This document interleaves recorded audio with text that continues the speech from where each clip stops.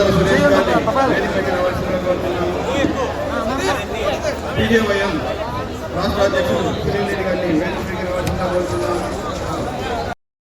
అటల్ బిహారీ వాజ్పేయి గారి మీద ఉన్న ప్రేమ, వాత్సల్యం, గౌరవాన్ని తెలియజేస్తున్నాం మిత్రులారా.